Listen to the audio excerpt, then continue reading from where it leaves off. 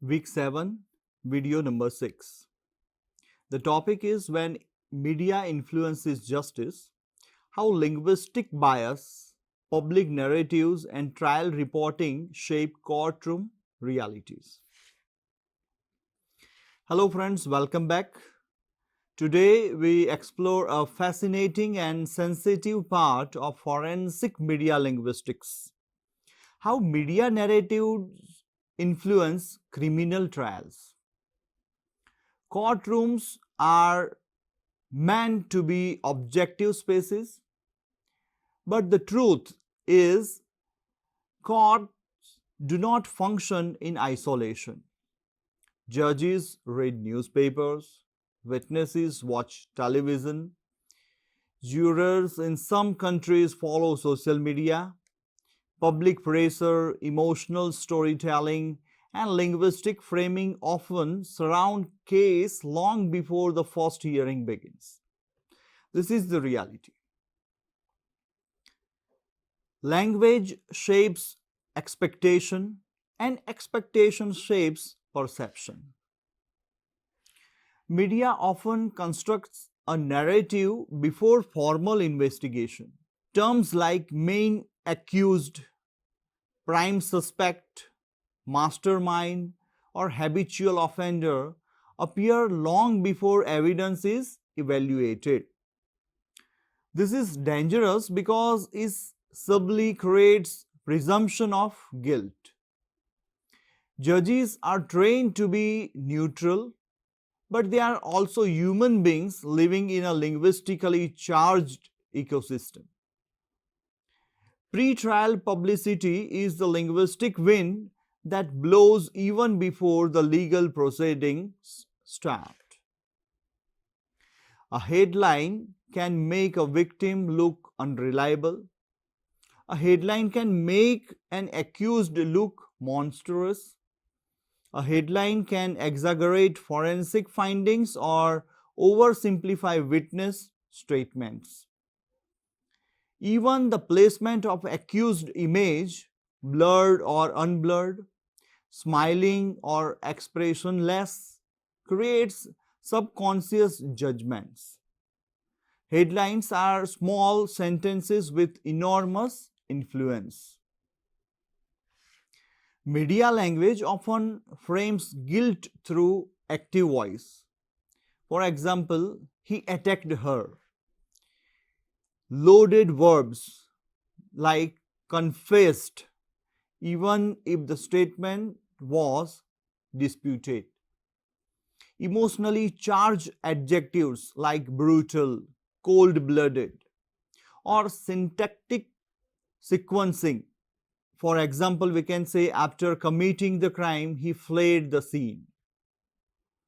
These linguistic choices create a narrative that feels factual but interpretive. Protecting certain figures uses software construction. Allegations surface. He is cooperating with investigation. He says he is innocent, which subtly shift the tone. What is our job as a forensic linguist is to identify these strategic patterns. Media doesn't use only words, it uses audiovisual language.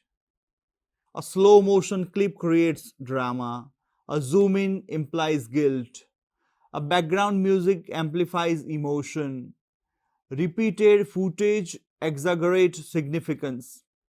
Visual framing can bias audience opinion even before language enters.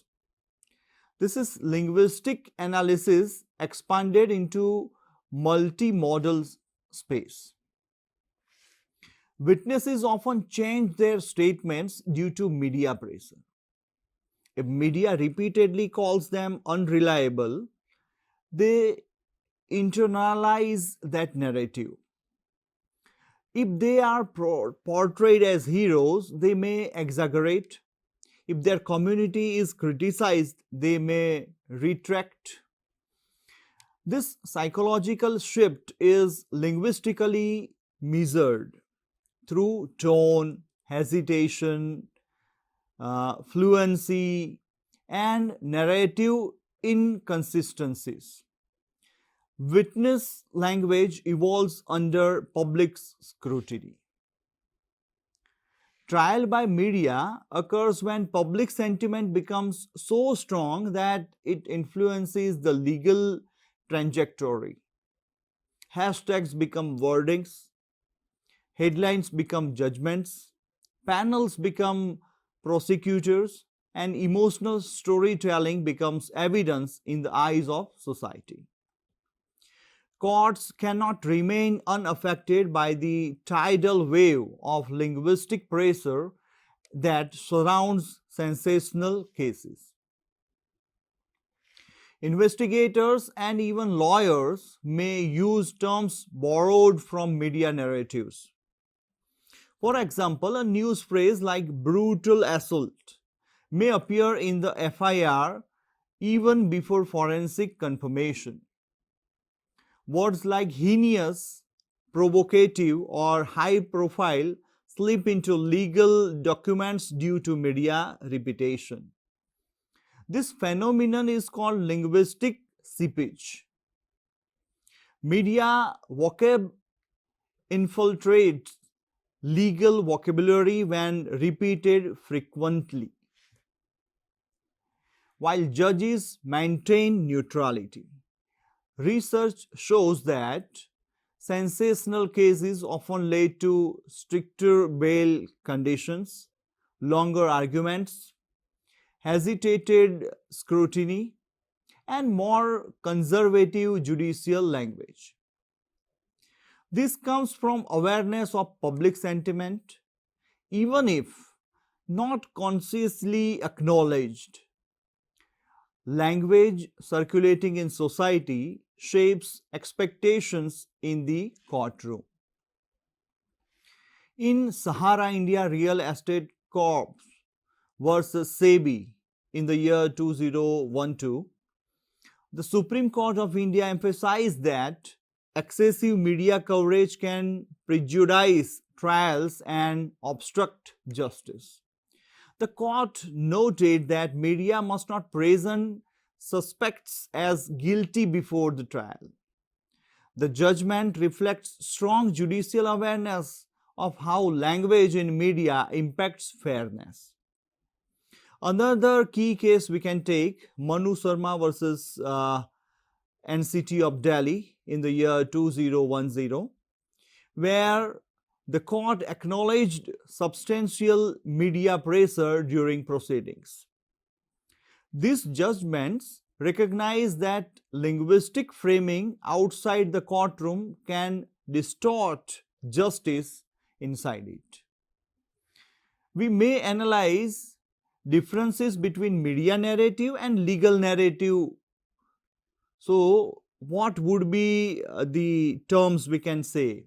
So, lexical bias across channels, semantic exaggeration, timeline of narrative shifts, social media sentiment patterns, linguistic cognition of effects on public discourse. This forensic mapping helps courts understand whether a fair trial environment existed. Lawyers, investigators, and judges must understand linguistic manipulation. Media literacy ensures they can see through sensationalism, identify misleading terms, interpret public emotions responsibly, and protect justice from narrative distortion. Forensic linguistics strengthens this literacy with scientific tools. Thank you for joining this crucial discussion. Justice grows in carefulness, in language that respects evidence, in processes that remain unaffected by noise. But media thrives on speed, drama, and emotional reasons. Understanding this contrast helps us to protect the sanctity of trials. In the next session, we examine linguistic bias and stereotype formation in news reporting and how they shape long-term social perceptions. We will see you in video number 7. Thank you.